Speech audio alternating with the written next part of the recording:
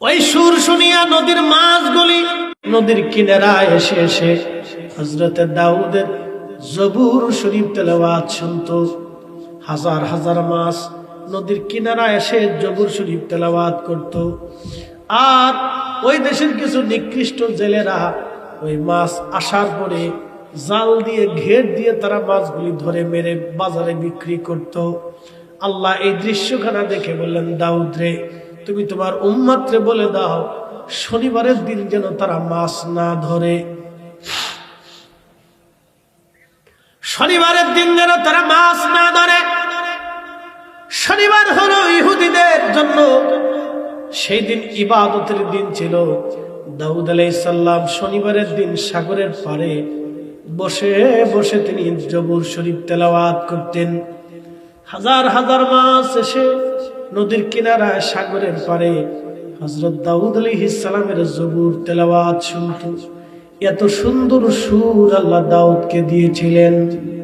বাজান আমার, খুব ভালো করে শুনে যান। আল্লাহ বললেন শনিবারের দিন যেন তারা মাছ না ধরে। হযরত দাউদ নবী বলেন, আমার উম্মতরা, শনিবারের দিন তোমরা মাছ ধরবা না।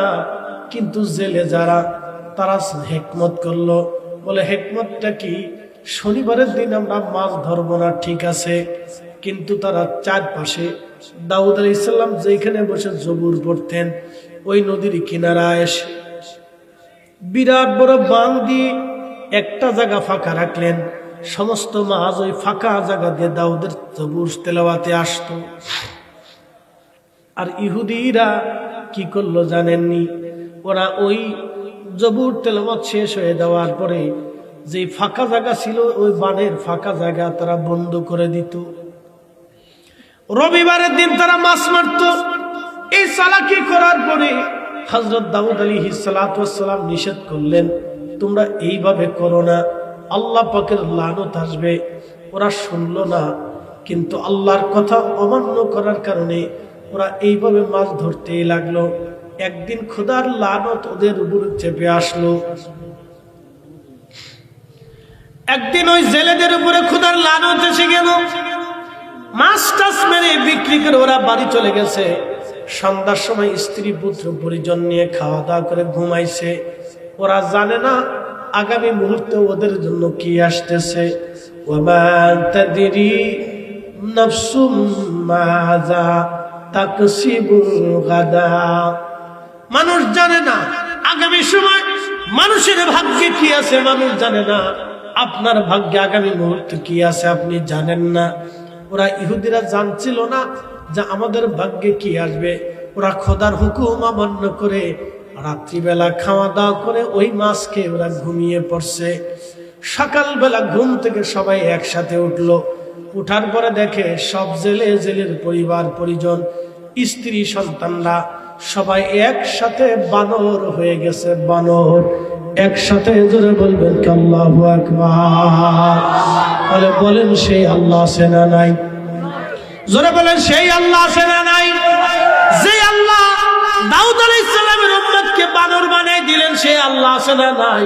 তারপরেও এই জাতি এত অন্যায় করার পরেও আল্লাহ বানর বানায় না, আল্লাহ কুকুর বানায় না, আল্লাহ পাথর নিক্ষেপ করে না, আল্লাহ ভূমিকম্প দেয় না, আল্লাহ একবারে কি বলে মহাপ্লাবন দেয় না, আল্লাহ আগুন নিক্ষেপ করে না, আমার আল্লাহ মহামারী দিয়ে একবারে ধ্বংস করে দেয় না। বলে কেন দেয় না? যদি কোনোদিন মদিনাতে যান, মদিনায় গেলে খন্দকে যাবেন। খন্দকের যে পাহাড়ে নবীজি বসে যুদ্ধের পরিচালনা করেছিলেন, ওই খন্দকের পাহাড়ের পিছনে আরেকটা পাহাড় আছে। এই পাহাড়ের নাম জাবাল আবু সিলা। যদি কোনোদিন যান জাবাল আবু সিলা, হযরত জাবের রাদিয়াল্লাহু তাআলা আনহুর বাড়ির পিছনের সাইডে জাবাল আবু সিলার ভিতরে ছোট্ট একটা গুহা আছে। এই গুহার ভিতরে নবীজি 3 দিন 3 রাত পর্যন্ত সেজদার মধ্যে পড়ে পড়ে নবী কেঁদেছিলেন, ইয়া রব হাবলি উম্মতি, ইয়া রব হাবলি উম্মতি। আল্লাহ আমার উম্মতের কি গতি হবে গো আল্লাহ, আমার উম্মতের উপায় কি? আল্লাহ আমার উম্মতের উপায় কি? এইভাবে জাবেদ আল্লাহ নবীজি 3 দিন পর্যন্ত কাঁদতেছিলেন।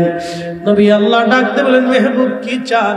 আল্লাহর নবী ডাক দেখো, আল্লাহ তুমি মূসা কালিমুল্লাহর উম্মতকে ধ্বংস করে দিয়েছো, দাউদের উম্মতকে বানর বানাইছো, কওমে লূতের উম্মতকে তুমি একবারে মাটির সাথে দশাইয়া আজকে জর্দানে বাহারে মায়ের মরা সাগর বানাই দিয়েছো। আল্লাহ, তুমি সালেহ আলাইহিস সালামের উম্মতকে তুমি ধ্বংস করে দিয়েছো, আদ জাতিকে তুমি ধ্বংস করে দিয়েছো। রব্বুল আলামিন কারুনকে তুমি ধ্বংস করে দিয়েছো, নূহ আলাইহিস সালামের উম্মতকে তুমি ধ্বংস করে দিয়েছো। আল্লাহ, বহু নবীর উম্মতকে তুমি একসাথে ধ্বংস করে দিয়েছো। আল্লাহ রব্বুল আলামিন, আমার উম্মত তো গুনাহ করে ফেলে, আল্লাহ তুমি আমার উম্মতকে ধ্বংস করবে না, আমার কাছে ওয়াদা করো। আল্লাহ ডাক দেখে, মেহবুব আমি আল্লাহ ওয়াদা করলাম আপনার উম্মতকে একযোগে ধ্বংস করব না। এই জন্য এই উম্মত এত গুনাহ করার পরেও আল্লাহ ধ্বংস করে না। কিন্তু আল্লাহ রাসূল বলে গেলেন, উম্মত রে 14টা কারণে তোমাদের উপরে ক্ষুধার গজব আসবে। তার ভিতরে প্রথম নাম্বার কারণ হলো, যখন রাষ্ট্রের কর্মচারী কর্মকর্তারা, রাষ্ট্রের দায়িত্বপ্রাপ্ত ব্যক্তিরা রাষ্ট্রের সম্পদ যারা নিজেদের সম্পদ মনে করে ভাগ বাটোয়ারা করে চুরি করে খাবে, আল্লাহর নবী বললেন তখন তোমরা আল্লাহর আকাশ থেকে পাথর আসতে পারে, ভূমিকম্প হতে পারে, অথবা টর্নেডো মহামারী আসতে পারে, অথবা আমার আল্লাহ রাব্বুল আলামিন মহা সাইক্লোন তোমাদেরকে ধেয়ে দিতে পারে। তসবির দ্বারা ছিঁড়ে গেলে একের পর এক যেইভাবে দানাগুলি টপ টপ টপ টপ করে ছিঁড়ে পড়ে যায়, তোমাদের উপর আল্লাহ গজব ওইভাবে ফেলাইতে পারে। তার ভিতরে একটা গজবের নাম ডায়াবেটিস, আর একটা গজবের নাম হার্ট, আর একটা গজবের নাম আপনার ক্যান্সার। এইভাবে দেখবেন মানব শরীরের ভিতরে হাজার হাজার রোগ দানা বেঁধে আছে। বাংলাদেশের 3.5 কোটি মানুষ কিডনি রোগের সাথে আক্রান্ত, বাংলাদেশের কোটি কোটি মানুষ ডায়াবেটিস সাথে আক্রান্ত। বাংলাদেশে যদি খুঁজে দেখেন তাহলে দেখবেন বাংলাদেশের 18 কোটি মানুষের ভিতরে প্রায় 10 কোটি মানুষ ডায়াবেটিস সাথে সম্পৃক্ত, 3.5 কোটি মানুষ কিডনি রোগের সাথে আক্রান্ত, প্রেসারের সাথে আক্রান্ত, হার্ট স্ট্রোকে আক্রান্ত। বাংলাদেশে 100 মানুষ যদি মারা যায় তাহলে 50% মানুষ হার্ট স্ট্রোক করে মারা যায়, ব্রেন স্ট্রোক করে মারা যায়, ক্যান্সারে মারা যায়, ডায়াবেটিসে মারা যায়, হাই প্রেসারে মারা যায়, বিভিন্ন রোগে এইভাবে মারা যাচ্ছে। বলে হুজুর এইগুলি কি? এইগুলি ক্ষুধার গজব, এইগুলি গজব, এইগুলি গজব, আল্লাহর পক্ষ থেকে গজব। বলে কেন গজব? এরা এই জাতির মানুষেরা রাষ্ট্রের সম্পদ চুরি করে খায়। বলে হুজুর এটা আবার কেমনে বললেন? রাষ্ট্রের সম্পদে কিছু গরিব মানুষের হক থাকে, কিছু এতিমের হক থাকে, কিছু মিসকিনের হক থাকে, কিছু দরিদ্র মানুষের হক থাকে। আমাদের দেশে দেখবেন বহু গরিব মানুষ টাকার অভাবে চিকিৎসা হতে পারে না। কি কথা কন না কেন? আছে না নাই? টাকার অভাবে ওষুধ কিনতে পারে না। কিছু এতিম আছে দেখবেন ঘুরে ঘুরে বেড়ায়, পথ শিশু হয়ে গেছে, রাস্তায় তারা ঘুরে বেড়ায়, হোটেলে মোটেলে কাজ করে, বিভিন্ন ওই যে আপনার কি বলে, আপনি দেখবেন ট্রেন জংশন, বাস জংশন, এরপরে আপনার কি বলে লঞ্চ জংশন, বিভিন্ন জংশনগুলিতে ওরা থাকে, কাজ করে, বিভিন্ন জায়গায় ওরা ঘুরে ঘুরে বেড়ায়। জায়গা নাই। কমলাপুর রেল স্টেশনে যা দেখবেন ছোট ছোট বাচ্চারা ঘুরে বেড়ায়, ভিক্ষা চায়, অনেকে লাথি মারে, অনেকে ধমক দেয়। এর ভিতরে অনেক পথ শিশু আছে, মা নাই, কারো বাবা নাই, অথবা কারো মা মারা গেছে, সৎ মা তাকে ঘর থেকে বের করে দিয়েছে। কি কথা কন না কেন? আছে না নাই? সৎ মা তারে ঘর থেকে বের করে দিয়েছে, অথবা বাবা জন্ম দিয়ে মায়ের হাতে রেখে পালিয়ে চলে গেছে, মা এখন অসুস্থ, ভিক্ষা করে মারে নিয়ে খাওয়ায়। কয়দিন আগে বরিশালের একটা ছেলেকে একজন লোক থাপ্পড় মারলো, ছেলেটা চিৎকার মেরে মেরে কাঁদতেছিল, আমার মা আমার কাছে একটা মুরগি খেতে চেয়েছে, বাবা মারা গেছে, মা বেঁচে আছে, মা অসুস্থ, মা মুরগি খেতে চাইছে, এই জন্য আমি ভিক্ষা করে করে মারে খাওয়াই। এই বাচ্চাদের হক রাষ্ট্রের কাছে আছে, বিধবাদের হক রাষ্ট্রের কাছে আছে।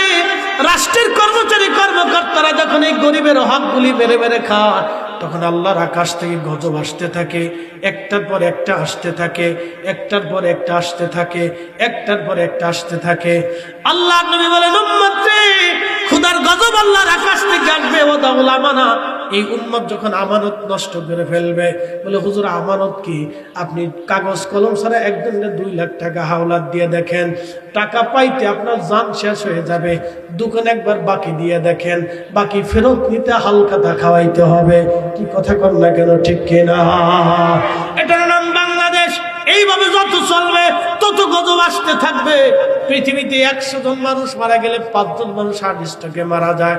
আল্লাহর নবী বলেন কিয়ামতের আগে মানুষ হঠাৎ হঠাৎ করে মারা যাবে, এটাকে বলা হয় হঠাৎ মৃত্যু। হঠাৎ করে মানুষ মারা যাবে, হঠাৎ করে মানুষ মারা যাবে, এটাকে বলে হঠাৎ মৃত্যু। কিয়ামতের একটা আলামত। এটা আল্লাহর পক্ষ থেকে গজব।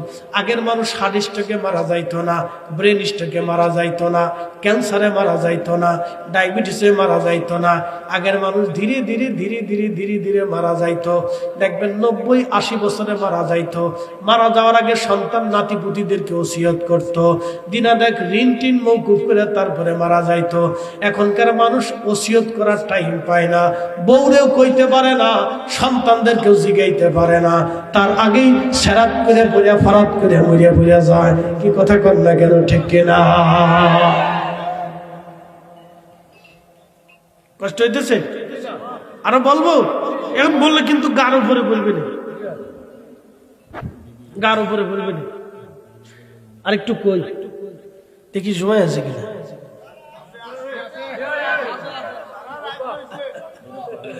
কদ্দুর আবার কালেকশন আছে, কিন্তু আর জ্বালা। কালেকশন হইলে আমার ওয়াজ হয় না, বুঝছেন? কিছু করার নাই তো, মাদ্রাসার লাগে তো আমরা ভিক্ষা চাইতেই হবে, কিছু করার নেই। ওই মমতাজ বেডি ভারতে ইমাম সাহেবদেরকে বেতন দেয়। হাসতেছেন, কত সত্য। কলকাতা যায় দেখেন মমতা বেগম নাকি মুখ্যমন্ত্রী, নাকি মমতা ব্যানার্জি, সে প্রত্যেক ইমামদেরকে বেতন দেয়। মুখ্যমন্ত্রী, কলকাতার প্রত্যেক ইমামরা বেতন পায়, মুয়াজ্জিনরা বেতন পায়। বাংলাদেশে ইমাম সাহেবের বেতন সরকার দেয় না। সরকারের টাকা কি ক্ষয় পড়ে গেছে? কুত্তা বিলিতি কত টাকা খাই বলতেছে। কথা বলে ওই ক্রিকেট খেলার পিছনে সরকার শত শত কোটি টাকা নষ্ট করে। কি কথা বলেন জোরে বলেন? কাজ পর্যন্ত একটা কাপ পাইছে তো ছাতা দিয়ে কি হবে? আমার কোন ছাতা দিয়ে কি হবে? হ্যাঁ, এদেশের ইমামরা, লক্ষ লক্ষ ইমামরা এদেশের সমাজ নির্মাণে মানুষে বুঝাই নেশাখোররে ভালো বানাইছে, শরীরে ভালো বানাইছে, ডাকাতরে ভালো বানাইছে। সমাজ যাতে ভালো চলে সেই জন্য ইমামরা বসে বসে মসজিদে নসিহত করে। রাষ্ট্র ইমামদেরকে চোখে দেখে না, রাষ্ট্র শয়তান বজ্জা থেকে আজরে ফাজরে টাকা নষ্ট করতে যায়। কি কথা বলে? ও কথা বললে কিন্তু হুজুর রাজনীতি করে। রাজনীতির তো দরকার, আমরা অসুবিধা কি?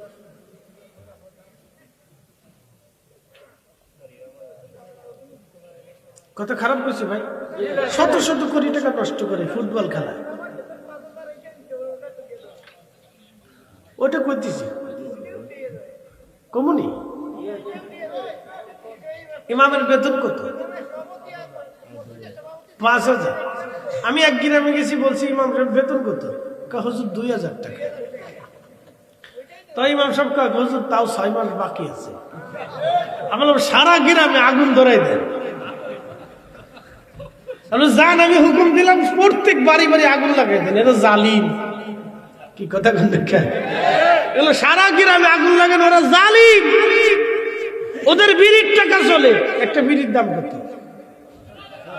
হ্যাঁ, 10 টাকা। তো 10টা বিড়ির দাম কত? 100 টাকা। তো একজনে এই প্রত্যেক দিন 100 টাকার বিড়ি খায়, কিন্তু সারা মাসে 500 টাকা ইমাম সাহেবের বেতন দেয় না। কি কথা ঠিক আছে না? ওর একজনের কাছ থেকে 500 টাকা নেন না। তো এইভাবে 10 জনে দিলে তো 2500 টাকা হয়ে যায়, 5,000 টাকা হয়ে যায়। কি কথা ঠিক আছে না ভাই? তো ইমামের বেতন দেওয়া তো কঠিন কোনো কাজ না তো।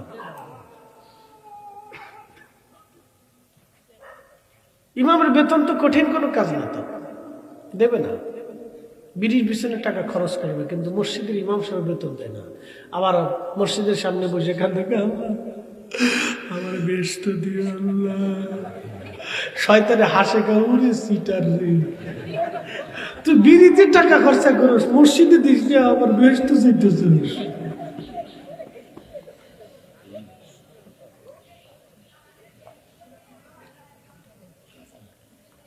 মন খারাপ করে না, কথা সত্য। শয়তান আমরাও দেখলে হাসি দেখছো দিয়ে তা এতে বেশ তো চাই। এই জন্য ইনসাফ করে। ইন্নাল্লাহা ইয়া'মুরু বিল আদলি ওয়াল ইহসান,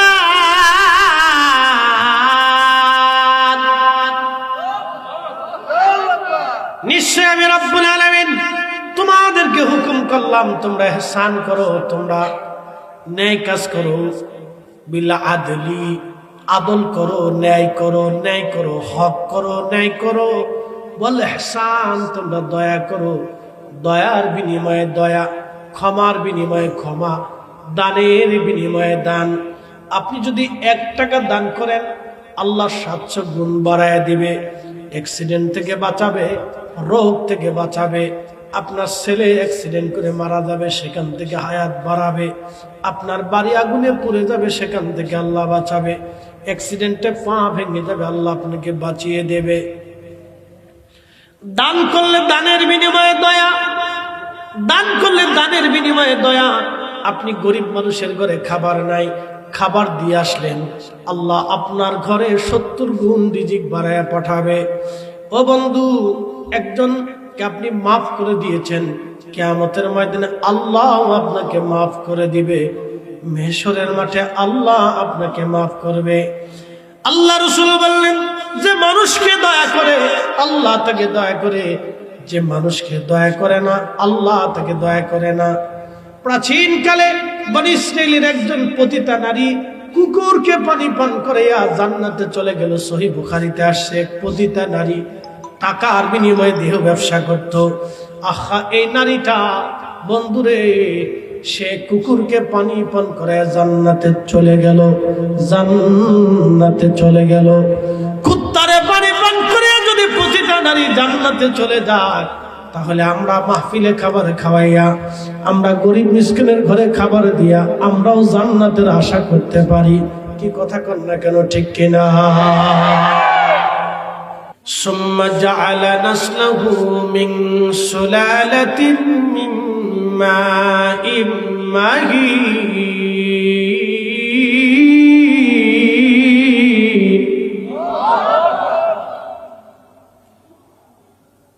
মানুষের শরীর থেকে নির্গত নির্যাস পানি, এই পানি থেকে আমি ফি করারিন মাকিন, সেফ জোনে, জরায়ুর ভিতরে আল্লাহ পাক নিরাপদ আধারে আমাদের এই বডি তৈরি করার আগে আল্লাহ নির্যাস পানিটুকুনকে আল্লাহ জমা করলেন। বলেন আল্লাহর সূত্রে না ডাক্তারের সূত্রে? আল্লাহর সূত্রে। এখানে কোনো ডাক্তারের হাত নাই, কোনো বিজ্ঞানীর হাত নাই, কোনো প্রেসিডেন্টের হাত নাই। কিন্তু দুঃখের বিষয় হলো সত্য, আপনারা আল্লাহকে বাদ দিয়ে ওই শয়তানের পিছনে দৌড়াচ্ছেন। বুঝাই আপনাদেরকে, এখানে পৃথিবীর কোনো মানুষের হাত নাই, এটা আল্লাহ সেফ জোনের ভিতরে। পৃথিবীর কত নারী কোনোদিনও মা হয় না। সেই দিন জামালপুরে, না দুঃখিত, জামালপুরে এক আলেম মাহফিল শেষ করলাম মাদ্রাসা, তো বলতেছে, ফরিদি সাহেব 20টা বছর আল্লাহ কোনো সন্তান আমাকে দেয়নি। আহা, কত আফসোস তার জীবন। 20টা বছর আল্লাহ আমাকে কোনো সন্তান দেয়নি, দোয়া করেন আমার জন্য। 20টা বছর ধরে সে দিলের ভিতরে পাথর চাপা দিয়ে সন্তানের আশা আক্ষেপ করে রবের দরবারের দিকে তাকিয়ে আছে। আল্লাহ একটা সন্তান দেয়, আবার সন্তান আসার পরে কেউ অস্বীকার করে, কেউ আছে সন্তান রেখে পালিয়ে চলে যায়। কোন নারী আছে সন্তান রেখে পরপুরুষের হাত ধরে পালায় চলে যায়।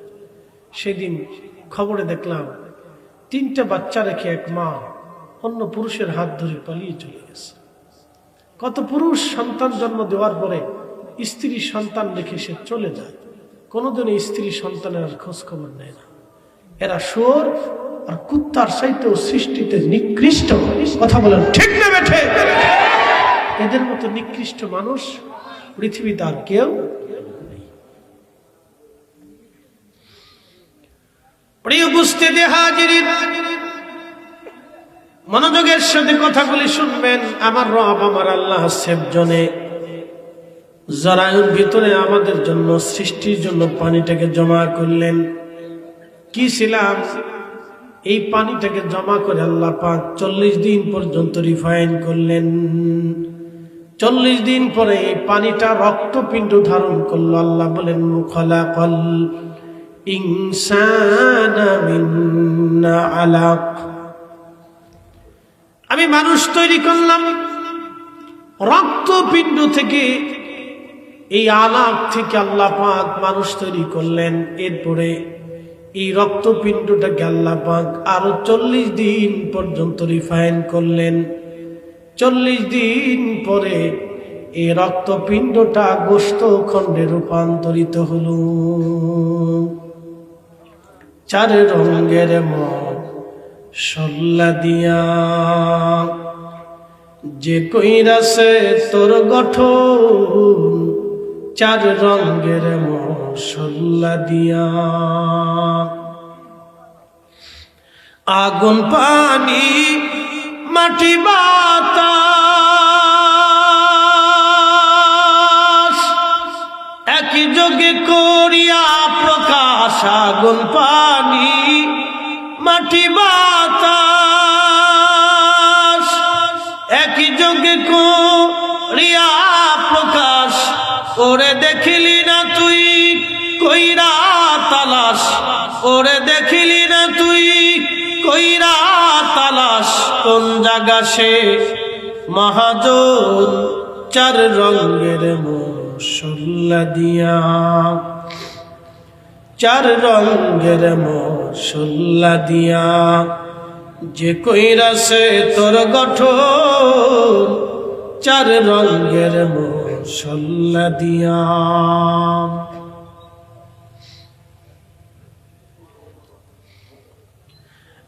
গাজীপুরবাসী খুব মনোযোগ দিবেন। রব্বুল আলামিন ওই গোশত খণ্ডটাকে আরো 40 দিন পর্যন্ত রিফাইন করলেন। মার পেটের ভিতরে ছোট্ট একটু জগতের ভিতরে আল্লাহ আমাদেরকে বসবাস করাইলেন। মার পেটে ছোট্ট একটু জগতে আল্লাহ আমাদেরকে তৈরি করতে লাগলেন। ছোট্ট একটা জগতে মার রেহেমের ভিতরে আল্লাহ আমাদের তৈরি করতে লাগলেন। মার রেহেমে বাকি গোশতের টুকরোটাকে 40 দিন পর্যন্ত রিফাইন করতে করতে করতে করতে আমার হাত হলো, আমার পা হলো, আমার নাক হলো, আমার কান হলো, আমার চেহারা হলো, আমার চোখ হলো, আমার মাথা হলো, আমার মাথায় চুল হলো, আমার পায়ের নখ হলো, আমার হাতের নখ হলো, আমার অঙ্গ প্রত্যঙ্গ হলো, আমার নারী বুড়ি হলো, কলিজা হলো, কাল্ব হলো, ফ্যাপসা হলো, এরপরে আপনার কি বলে লাঞ্চ হলো। যা যা প্রয়োজন ছিল সব কিছু রব্বুল আলামিন মার পেটের ভিতরে দিতে লাগলেন। আল্লাহু আকবার। 120 দিন যেই দিন শেষ হয়ে গেল, রুহু নামক ইঞ্জিন রুহের জগৎ থেকে আল্লাহ পাক আল্লাহর দরজা থেকে নিয়ে এসে জিব্রাইল আমাদের মার পেটের ভিতরে আমার বডির মধ্যে রুহু নামক ইঞ্জিন খানা সেট করে দিলেন। এই রুহু আজ আপনার সামনে কথা বলতেছে, আর আমার সামনে অসংখ্য রুহুরা বসে আছে।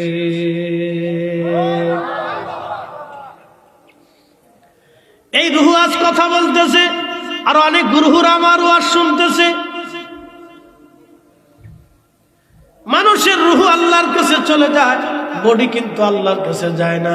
আল্লাহ রুহু নিয়ে চলে যায়, আত্মা নিয়ে চলে যায়।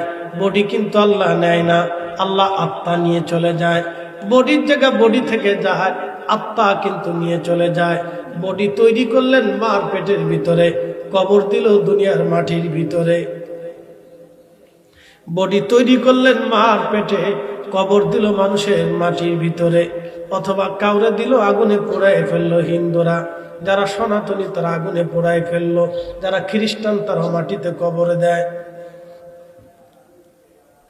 যারা ইহুদি তারা মাটিতে কবর দেয়। হিন্দুরা যারা পোড়াইতে পারে না তারা মাটির ভিতরে কবর দেয়, অথবা পুরানোর অবশিষ্ট অংশগুলি নিয়ে তারা মাটির মধ্যে পুঁতে রেখে দেয়।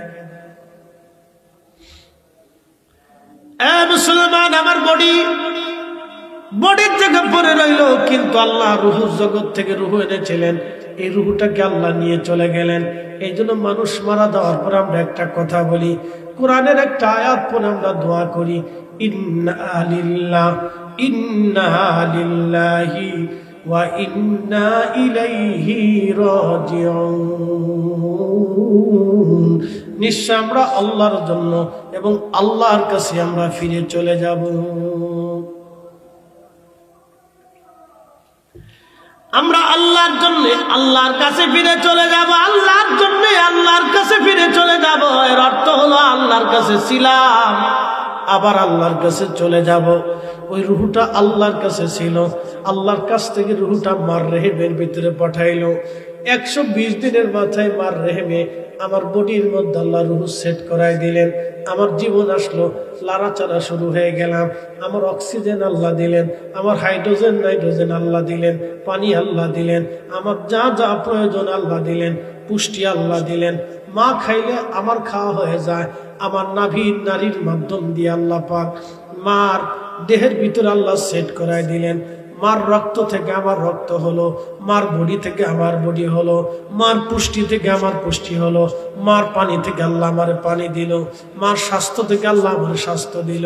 এই জন্য কোনো গর্ভবতী নারী যদি গর্ভবতী হয়, তাহলে দেখবেন গাইনি ডাক্তার যারা, তারা বলে ভালো ভালো পুষ্টিকর খাবার খাওয়ান, দুধ খাওয়ান, ডিম খাওয়ান, ফল খাওয়ান, ছোট মাছ খাওয়ান, শাকসবজি খাওয়ান, বেশি বেশি করে পুষ্টিজনিত খাবার খাওয়ান। এজন্যই পুষ্টিজনিত খাবার খাওয়াবেন। মার পুষ্টি হলে সন্তানের পুষ্টি হবে। মা ভালো মন্দ খাইলে সন্তান ভালো মন্দ খাবে। গর্ভবতী নারীদেরকে ঠিক মতো ঘুম পাড়ান, কারণ মায়ের ঘুম হলে সন্তানের ঘুম হবে। ঠান্ডা লাগাইতে দেয় না, ভারী কাজ করতে দেয় না, অসুখ বিসুখ যেন না আসে, কারণ মার অসুখ হলে সন্তানের অসুখ হয়ে যায়, মার ঠান্ডা লাগলে সন্তানের ঠান্ডা লেগে যায়। মাকে সুস্থ রাখার জন্য ডায়াবেটিসের রোগ আপনার গাইনি ডাক্তাররা খুব সচেতন থাকে। এই সময় ভালো ভালো ওষুধ তারে ভিটামিন জাতীয় খাবার খাওয়াইতে বলে, ভিটামিন তারে দেওয়া হয়, আয়রন ট্যাবলেট দেওয়া হয়, যাতে মহিলার আয়রন ঠিক থাকে, রক্ত ঠিক থাকে, পানি শূন্য তারা আসে এবং শরীর যাতে সুস্থ থাকে, কারণ মা খাইলে সন্তানের খাওয়া হয়। আল্লাহর নবী বলেন, আমার উম্মতেরা তোমরা তোমাদের গর্ভবতী নারীদেরকে তোমরা খেজুর খাওয়াও, কারণ খেজুর এমন একটা পুষ্টিকর খাবার, খাইতে দেরি হয়, পুরা শরীরের ভিতরে তার পুষ্টি গুণ ছড়াইতে দেরি হয় না। কিন্তু আমাদের দেশের নারীরা খেজুর খায় না, আমরা দেশের নারীরা খালি ফুচকা খায়। এটা হলো ফুচকার ভক্ত, ভালো জিনিস খাইতে না, ভালো জিনিস খাইতে না, ফুচকা খায়। আমাদের নারীরা ফুচকা খায়, আল্লাহর নবী বলেন খেজুর খাওয়াও। এখন প্রশ্ন, খেজুর খাইলে যদি সন্তানের খেজুর খাওয়ার পুষ্টি দেয়, মা খাইলে যদি সন্তানের খাবার হয়, মার পুষ্টি হলে যদি সন্তানের পুষ্টি হয়, মা দুধ খাইলে যদি সন্তানের দুধ পায়, তাহলে মনে রাখবেন মার চরিত্র ভালো হলে সন্তানের চরিত্র ভালো হয়। মা যদি তিরিং পিরিং হয়, বাচ্চাটাও তিরিং পিরিং এই কথা শুনলে পেটিটা চেত, হুজুর এত সময় ভালো করলো, ওখানে আমরা শাল্টিং মেরে দিল, কারণটা কি? ওই তো নি, ওই তো নি, ওই তো নি, বেটিটা চেত পতো, বসে বাসা গেলে খাওয়ান দিত না। সন্তানের পুষ্টি হলে, মার পুষ্টি হলে যদি সন্তানের পুষ্টি হয়, তাহলে মা যদি সন্তানকে গর্ভে রেখে কোরআন পড়ে, ওই ছেলেটা কোরআন পড়নে বলা হয়। কি কথা কন না কেন? ও নারীরা, সন্তান গর্ভে আসলে সূরা ইউসুফ তেলাওয়াত করবেন, ইউসুফ, সূরা ইউসুফ পড়বেন, তাহলে আপনার বাচ্চা কাচ্চা হযরত ইউসুফের মতো সুন্দর হবে এবং হযরত ইউসুফের মতো জ্ঞানী হবে। আপনার সন্তানরা কোরআন প্রেমিক হবে, আপনার সন্তানরা আশিক রাসূল হবে। সন্তান গর্ভে রেখে বেশি বেশি দুরূদ পড়েন, দেখবেন আপনার সন্তান আশিকে রাসূল হয়ে যাবে। একবার জোরে বলা যাবে কি আল্লাহু আকবার।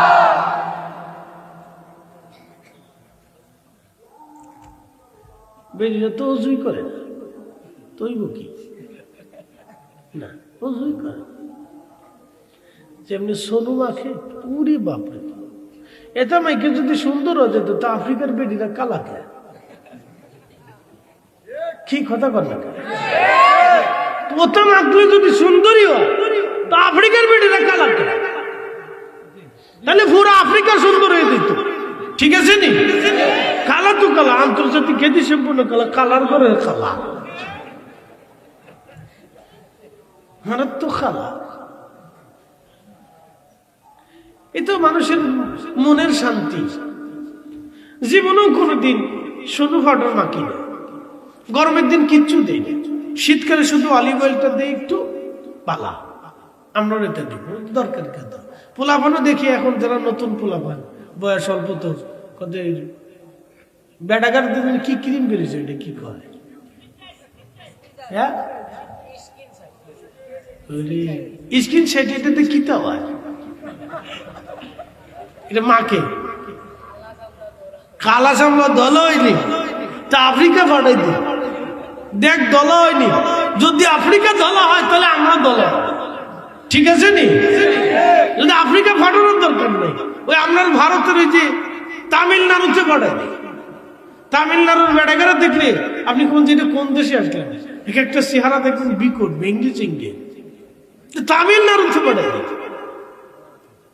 আফ্রিকার দরকার নেই, দেখ দল হয় কিনা, না হলে শ্রীলঙ্কা পাঠাই দেবে, ওদের কোনো ঢকপথ নেই। আর নাহলে মালদ্বীপ পাঠা, মালদ্বীপেরও কোনো ঢকপথ নেই, সাগরের বাতাস লাগে তো একই রকম। মুসলমান যুবক ভাইরা, সৌন্দর্য ক্রিমে না, সৌন্দর্য হলো নামাজে। একসাথে বলেন আল্লাহু আকবার। সৌন্দর্য কিসে? জোরে বলে, নামাজের আগে খিতা করা লাগে, জোরে কর, নামাজের আগে খিতা করা লাগে, অজু করা লাগে। তো অজু করলে আল্লাহ চেহারা এমনি সুন্দর বানায় দেয়, খুব কামার হাওয়া সিলেক্টি মার খদ্দুর খদ্দুর থোড়া থোড়া পারিও বাসনা। ভাইরা আমার, অজু যদি করে তাইলে দেখবেন চেহারা এমনি সুন্দর, অজুর পরে অজু, অজু খেলি অজু। আল্লাহ রাসূল কে নবী সাহাবীদেরকে বলেন, সাহাবীরা রে, কিয়ামতের ময়দানে মেশরের মাঠে আমি আমার উম্মতদেরকে ডেকে ডেকে নিয়ে হাউজে কাউসারের পানি পান করাবো। সাহাবীরা বলেন, ইয়া রাসূলুল্লাহ, আদম সফিউল্লাহ থেকে ঈসা রুহুল্লাহ পর্যন্ত আলাইহিমুস সালাম, আল্লাহ এত নবীদের ভিড়ে, উম্মতের ভিড়ে, ইয়া রাসূলুল্লাহ আপনি আপনার উম্মতকে কেমনে চিনবেন? সুন্দর প্রশ্ন। হুজুর, আদম সফিউল্লাহ আলাইহিস সালাম থেকে ঈসা রুহুল্লাহ পর্যন্ত কত নবীরা আগত হয়ে গেছেন আল্লাহ, 2,24,000 নবীদের উম্মতের ভিড়ে আপনার উম্মত আপনি কেমনে চিনবেন? নবীজি ডাক দেখা, সাহাবীরা রে, অনেক সাদা ঘোড়ার ভিতরে একটা ঘোড়ার কপালে যদি লাল থাকে তাহলে বলো সেই ঘোড়াটা চেনা যায় কিনা, কষ্ট হবে নাকি? বলে না, সমস্ত ঘোড়াগুলি সাদা। এই সমস্ত ঘোড়া, সাদা ঘোড়াদের কপালের ভিতরে একটা ঘোড়ার কপালে যদি লাল থাকে তাহলে তাকে চেনাটা কঠিন কিছুই না। নবী বললেন, সাহাবীরা রে, কিয়ামতের ময়দানে আমার উম্মতরা দুনিয়াতে নামাজ পড়বে, নামাজের আগে ওযু করবে, ওই ওযুর চিহ্নগুলি কিয়ামতের ময়দানে নূর চমকাবে। ওযু করার কারণে ওযুর জায়গাগুলি নূর চমকাবে। এটা কোনো উম্মতকে দেওয়া হবে না, শুধু আমার উম্মতকে এই মর্যাদা দেওয়া হবে। আখিরি নবীর উম্মত, নবী কত দামি, উম্মত কত দামি, কিন্তু এই উম্মত গরু চুরি করে, মসজিদের জুতা চুরি করে।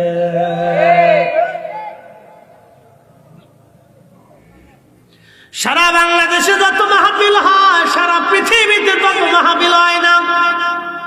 শুনে যান, সারা বাংলাদেশে যত মাহফিল হয়, সারা পৃথিবীতে এত মাহফিল হয় না।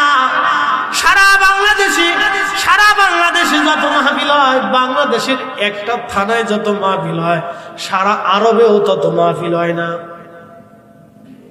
কি কথা কর না কেন?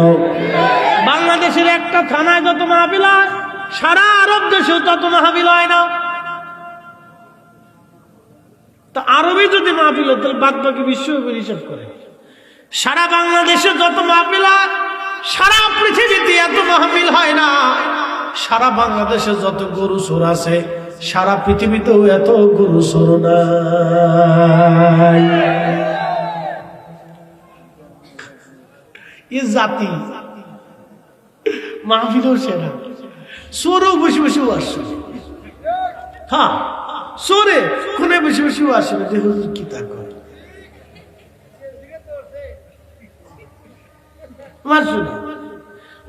শুনে চুরি করে যায়। ওয়াজের সময় চুরি হয়। কত বছর লালমনিরহাটে গেছি, ওয়াজ চলতেছে, আর এক পাশে বাড়ির তালা মেরে মহিলা ওয়াজ শুনতেছে, তালা ভাঙিয়ে সোনা দানা টাকা পয়সা চোরে চুরি করে নিয়ে গেছে। এটা চোর বাংলাদেশ।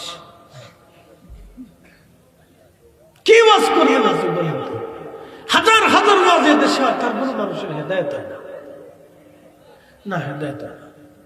এরা ওয়াজ শুনে ও জাতি যদি দুটো বিড়ি টান দেয় ওয়াজ চলে গেছে, দুই বিড়ি টানে ওয়াজ ফুরসাতে ওয়াজ চলে গেছে। কোথায় যে ওয়াজ গেল নিজেও বলতে পারি না। এ কান্দে ঢুকাইছে, এ কান্দে বের করে দিয়েছে। হুজুররা এটা কয় শুনি, আহা শুনে যান। আজকে গাজীপুরবাসী ভালো করে শুনে যাবেন।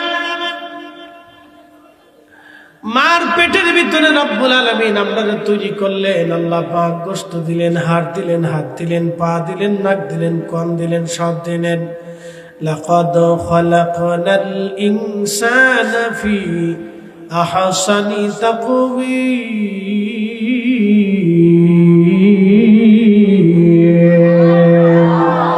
সুন্দর ফুল, সুন্দর ফল, মিঠা নদীর পানি, খোদা তোমার মেহেরবানি, খোদা তোমার মেহেরবানি। সুন্দর ফুল, সুন্দর ফল, মিঠা নদীর পানি, খোদা তোমার মেহেরবানি।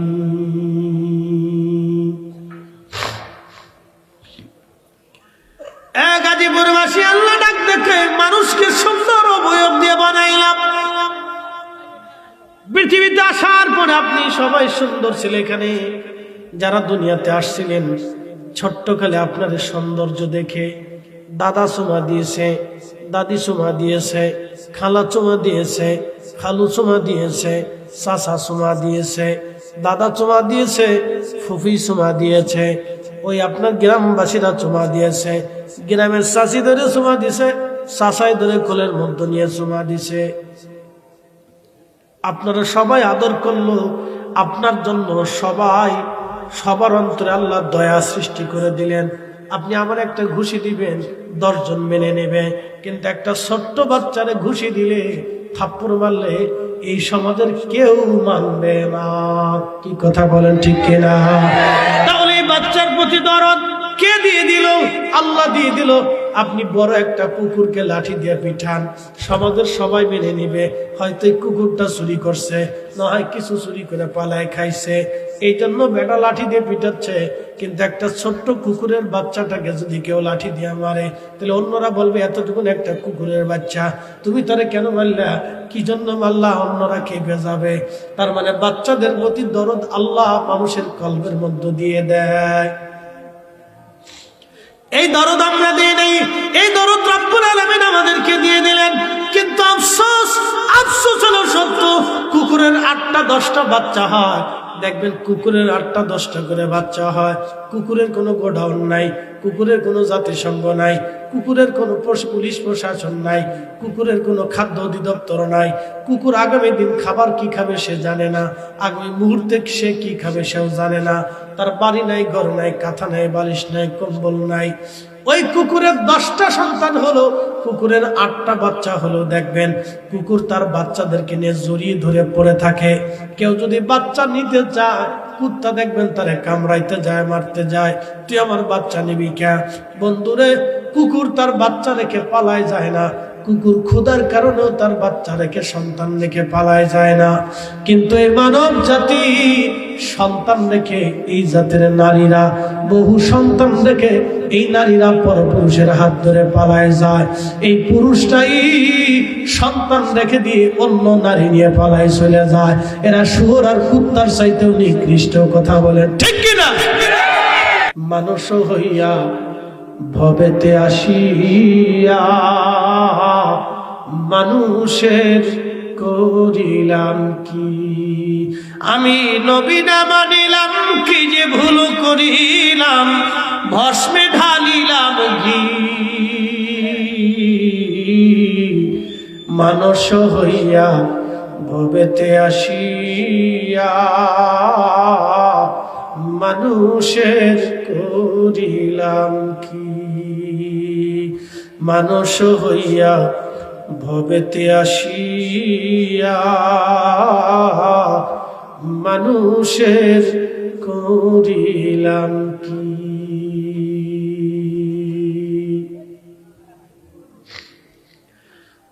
গাজীপুরবাসী আইয়ামে জাহিলিয়াতের সময়ে যদি কোনোদিন মক্কায় যান, ইব্রাহিম খলিল রোড দিয়ে যদি আপনি আগান, বাম পাশে জাবালে ওমর, সেই পাহাড় এখন আর নাই, ওটা কেটে সৌদি সরকার হোটেল বানাইছে। তারপরে জাবালে আবু বকর, ঠিক ডান পাশেই আপনি একটা পরিত্যক্ত জায়গা পাবেন। এইখানে আরবের মানুষরা জীবন্ত কন্যা সন্তানদেরকে কবর দিত। এক সাহাবী এসে বললেন, হুজুর, আমি আমার 8টা কন্যা সন্তানকে নিজের হাতে কবর দিছি। আল্লাহর নবী ডাক দিয়ে বললেন, সাহাবী, 8টা সন্তান তুমি কবর দিছো, তোমার কি মায়া লাগে নাই?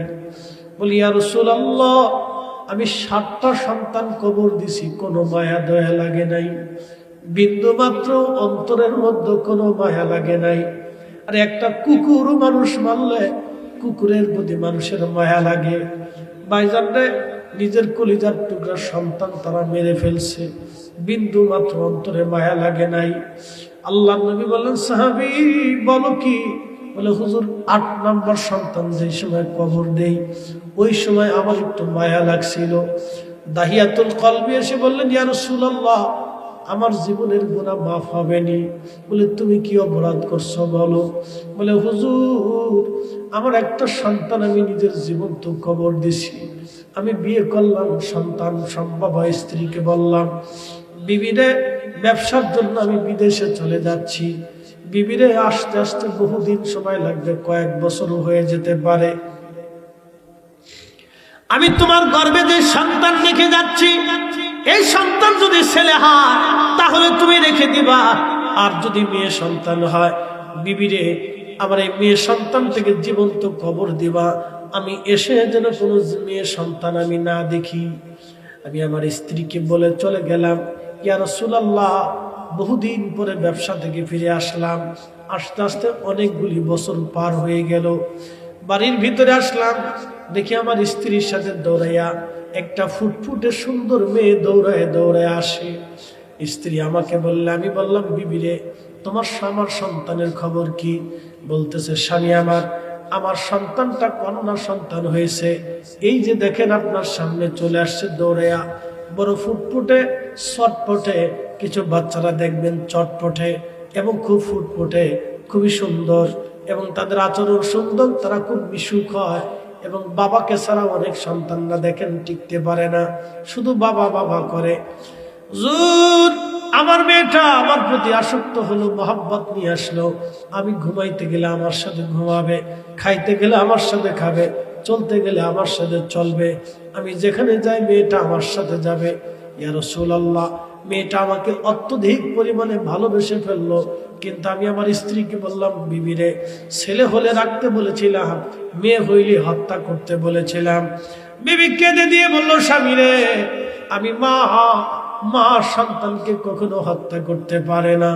স্বামীরে, আমার আর কোনো সন্তান নাই, এই একটা সন্তান আমার হয়েছে। স্বামী আমি আমার এই সন্তানটাকে কবর দিতে পারি নাই, তোমার কাছে আমি সন্তানটাকে ভিক্ষা চাইতেছি, আমার একটা সন্তান তুমি ভিক্ষা দাও, তুমি আমার সন্তানটাকে জানে মেরে ফেলবে না। দাহিয়াতুল কালবি বলেন, হুজুর কিন্তু আমি মনে মনে নিয়ত করে রাখলাম আমি আমার এই বাচ্চাটাকে কখনোই বাঁচতে দেব না। ইয়া রাসূলুল্লাহ, সন্তানটা তো আমাকে ভালোবেসে ফেলছে, কিন্তু আমি আমার এই সন্তানটাকে ভালোবাসতে পারি নাই। হুজুর আরো অনেক দিন পার হলো, কয়েকটা বছর পার হলে মেয়েটা আরো বড় হয়ে গেল। একদিন তার মাকে বললাম আমি আমার মেয়েকে নিয়ে ঘুরতে যাচ্ছি। আমার স্ত্রী আমাকে বিশ্বাস করে ফেলছে যে এতটা বছর পার হলো, তাহলে বুঝি অন্তরে মায়া লেগে গেছে। আমার স্ত্রী আমাকে বিশ্বাস করে আমার কোলে সন্তান দিয়ে দিল। নবীজি আমি কাঁধে করে নিয়ে চলে গেলাম তাকে মরুভূমির ভিতরে, একেবারে নির্জন মরুভূমির ভিতরে নিয়ে আমি মাটি খনন করতেছিলাম। আমার কলিজার টুকরা মেয়েটা আমার সাথে মাটি খনন করতেছিল। ইয়া রাসূলুল্লাহি, আমার শরীরে মাটিগুলি ছুটে ছুটে সে লাগতেছিল। মেয়েটা ছোট্ট হাত দিয়ে মাটিগুলি ফেলে ফেলে দিচ্ছিল আর বলতেছিল, আব্বু তুমি কেন মাটি খনন করতেছ? আমি সেই দিন বললাম, বেটি রে কিছু সময় পরে বুঝবা আমি কেন মাটি খনন করি। ইয়া রাসূলুল্লাহ, সে এখনো জানে না কিছু সময় পরে তার মৃত্যু চলে আসবে।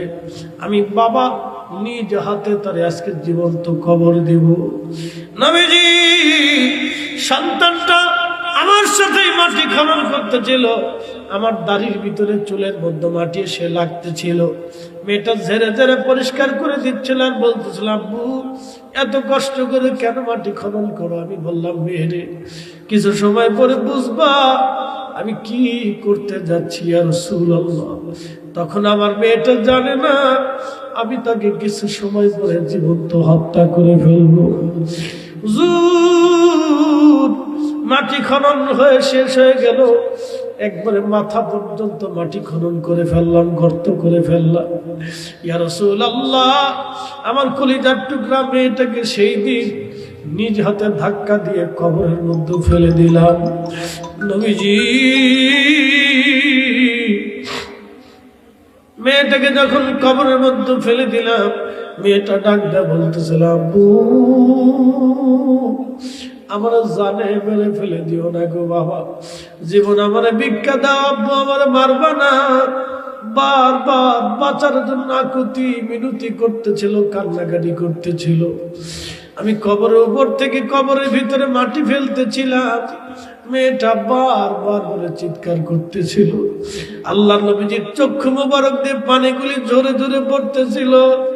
হযরত দাহিয়াতুল কালবির চোখ বেয়ে বেয়ে দাঁড়ি ভিজে ভিজে যাচ্ছিল। ইয়া রাসূলুল্লাহ, আমার মতো নির্দয় মানুষ পৃথিবীতে আর কেউ নাই, আমার মতো নিষ্ঠুর আর দুনিয়াতে কেউ নাই, আমার মতো কঠিন হৃদয়ের মানুষ আর দুনিয়াতে কেউ নাই গো নবীজি। হুজুর নবীজি, আমার মতো কঠিন হৃদয়ের আর কেউ নাই ইয়া রাসূলুল্লাহ।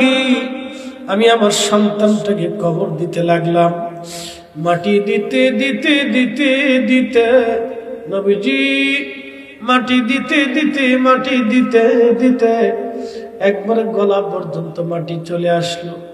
মেয়েটা তখনও কাঁদতেছিল, আব্বু আমার জীবন তো মেরে ফেলে দিও না, পৃথিবীর অন্য কোথাও তুমি আমাদের পাঠিয়ে দাও গো বাবা। বাবার পরিচয় কোনোদিন হয়তো দিব না, তুমি আমার সন্তানের পরিচয় দিও না, আমাকে মেরে ফেলে দিও না। নবীজি মায়া হয় নাই।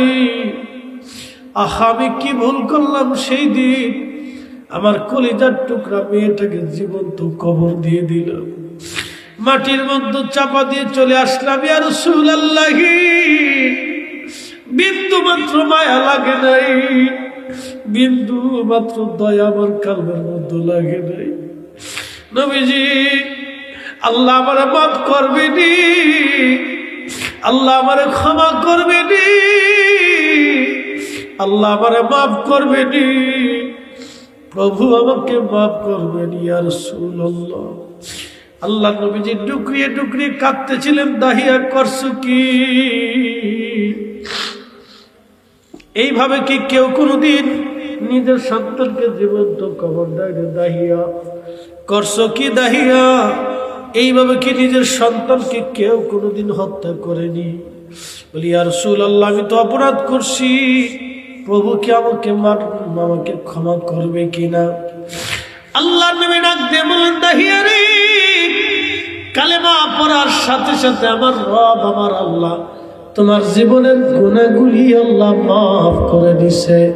একবার চিৎকার মেরে বলবেন কি আল্লাহু আকবার। আল্লাহ আল্লাহ বলে ডাকি, মাওলা শোনো না, আল্লাহ আল্লাহ বলে ডাকি, মাওলা শোনো না। না জানি কুই রাশি আমরা কি গুনাহ, না জানি কুই রাশি আমরা কি গুনাহ। গুনার বোঝা মাথায় লইয়া আল্লাহ ডাকতেছি, গুনার বোঝা মাথায় লইয়া আল্লাহ ডাকতেছি, মাফ করে দাও মাবুদ মওলা ইলাহি।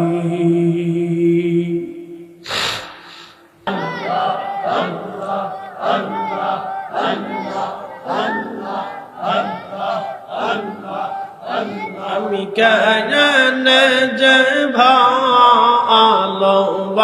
ভালোবাসিলাম রে আল্লাহ আল্লাহ,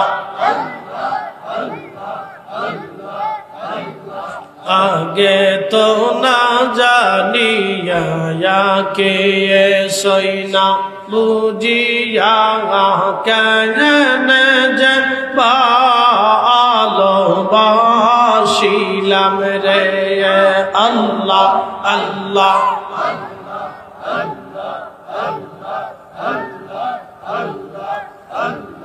ভালোবেসে খুদায় আদম হাওয়া বানাইবে, হেশত বালা খানা সাজাইয়া রে, আমি কেনে যে ভালোবাসিলাম রে আল্লাহ আল্লাহ।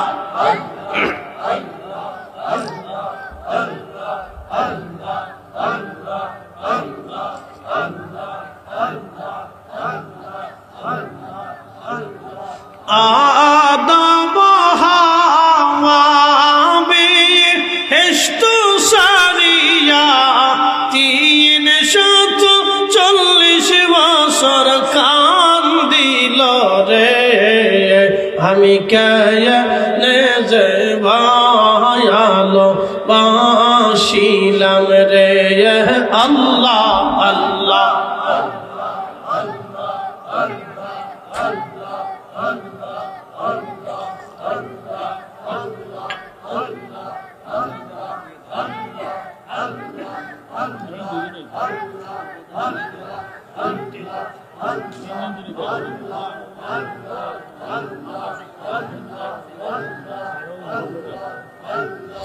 লা ইলাহা ইল্লাল্লাহ মুহাম্মাদুর রাসূলুল্লাহ সাল্লাল্লাহু আলাইহি ওয়াসাল্লাম।